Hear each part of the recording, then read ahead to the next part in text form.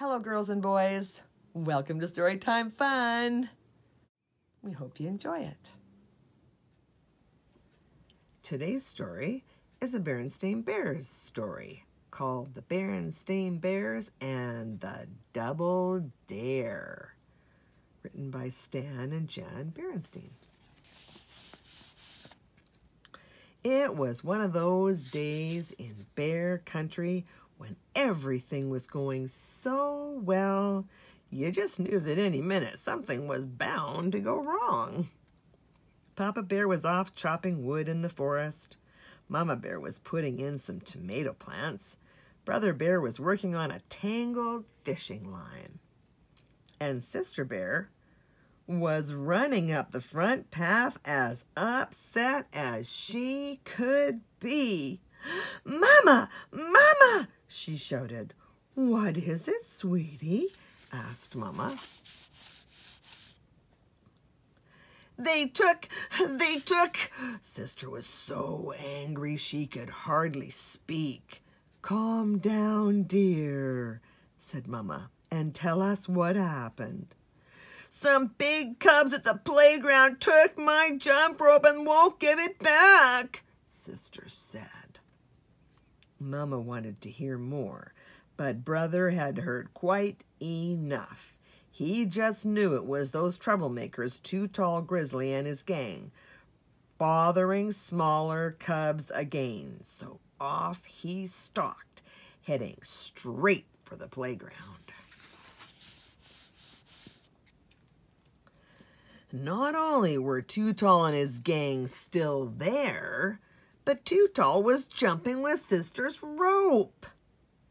"Onesie, twosie, I love yousie," he sang in a mocking tone. "Threesie, foursie, shut the doorsie." "That's my sister's rope," shouted Brother. "Give it back, you big oaf." "Or what?" sneered Too Tall. "Or I may have to cut you down to size," said Brother, reaching for the rope. "Go ahead and try," said Too Tall, keeping the rope away from Brother with one hand and holding him off with the other. "You know what they say, yuck, yuck, yuck," he added, chuckling at his own joke. "Half an oaf is better than none." Ha ha ha. When the gang joined in the laughter, Brother got angrier. He forgot about the rope and began swinging wildly at Too Tall. "Why don't you stop bothering my sister?" Brother said, "and pick on somebody your own size." "Why don't you pick on somebody your own size?" said Too Tall, grinning. "And anyway, here's your sister's dopey rope back." "Huh?" said Brother, more than a little confused. "Well, thanks, I guess. I'll be going now. See ya." "Hey, wait a minute," called Too Tall. "I might be able to use a cub like you. You've got moxie." "Moxie?" said Brother. "Yeah, spunk, nerve, moxie." He put a big arm around Brother's shoulders. "Why don't you come with us and have a little fun?" The rest of the gang gathered around and Brother said, "I really think I better go." "What's the matter?" said one. "Chicken." Another one began strutting, flapping his arms like a chicken and clucking.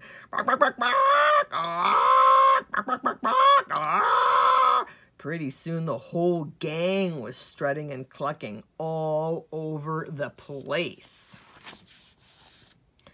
"I am not chicken," protested Brother. "Prove it," said Too Tall. "Come along with us for some fun." Brother was a little nervous about joining the gang, but he certainly didn't want them to think he was chicken. So when they scampered off into the woods, he followed. He got more and more nervous as they led him along the dangerous old quarry path, across Roaring Creek, and past the old spooky tree. After a few more twists and turns, Too Tall signaled stop. When Brother saw where they were, he was surprised and pleased. "Hey," he said, "this is Farmer Ben's watermelon patch." "Shh," hissed Too Tall, clapping his hand over his mouth. "You want to spoil our fun?" It turned out that Too Tall's idea of fun was running off with one of Farmer Ben's watermelons. And as the newest member of the gang, Brother was the one who was expected to do it. "But Farmer Ben is a friend of mine," he protested, "and besides, it isn't honest." The gang flapped their arms like chickens and clucked in Brother's ear. "I'm not chicken," Brother insisted. "Then go ahead and take the watermelon," said Too Tall. "Farmer Ben'll never miss it." Brother Bear looked all around. Ben was nowhere to be seen, and it was sort of exciting being in the gang. "Dare you," said Too Tall. Brother didn't move. "Double dare you," said the gang. Brother still didn't move. "Double dare you," said Too Tall and the gang. The double dare did it.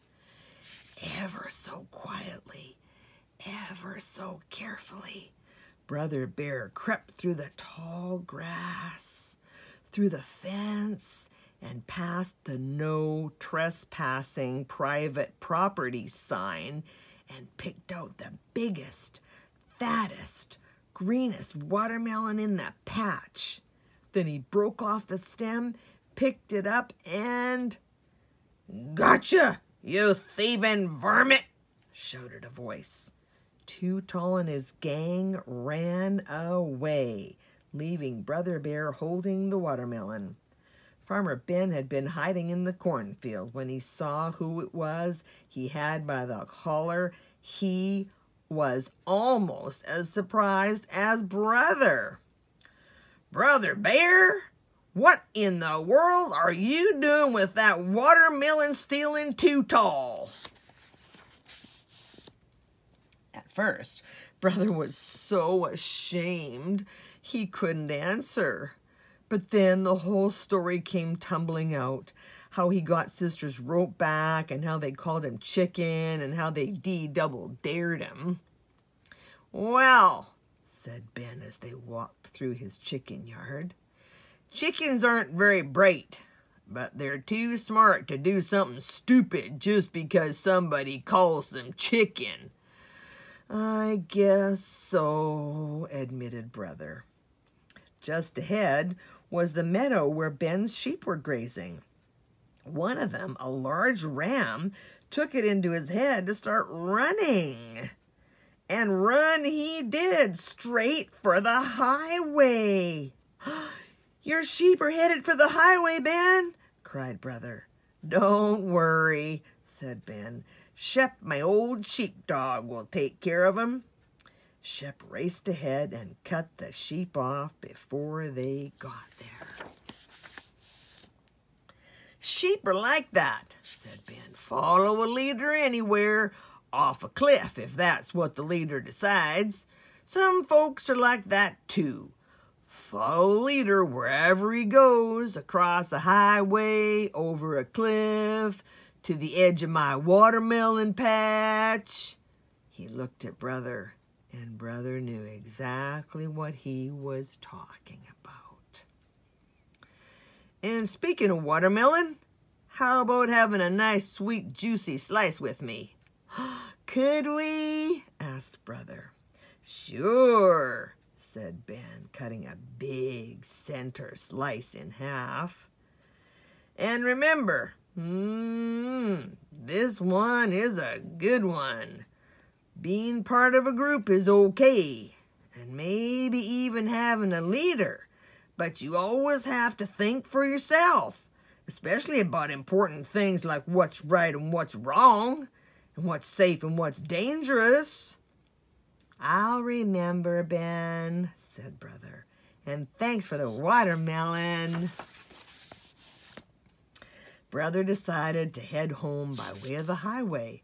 And who was waiting around the bend? The Too Tall gang. What happened? Asked Too Tall. Nothing much, answered Brother. We had a little talk. I had some watermelon. Hey, cool, said Too Tall. Well, come on, we're going to go over to Winter Bruins and have a little more fun. No possible way, said Brother. What's the matter? Sneered Too Tall. Chicken? Bark, bark, bark, bark. Clucked the gang. Bah, bah, bunch of sheep, answered Brother. Why don't you try thinking for yourselves for a change? Bark, bark, bark, bark, they shouted.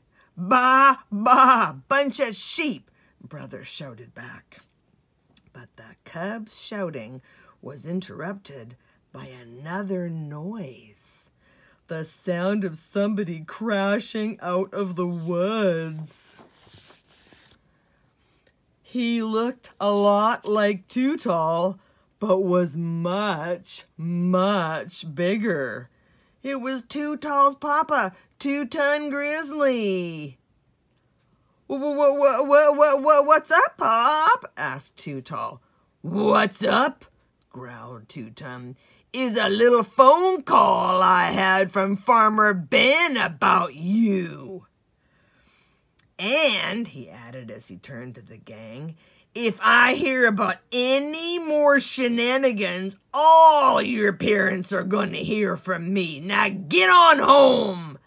The gang got on home as fast as their legs could carry them.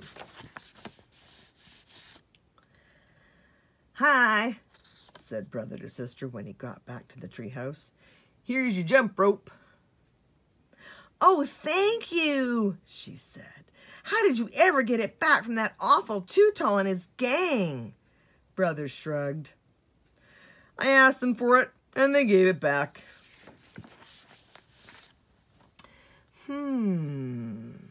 Said Mama. You asked them for it, and they gave it back? Just like that? Well, said Brother, going back to his tangled fishing line.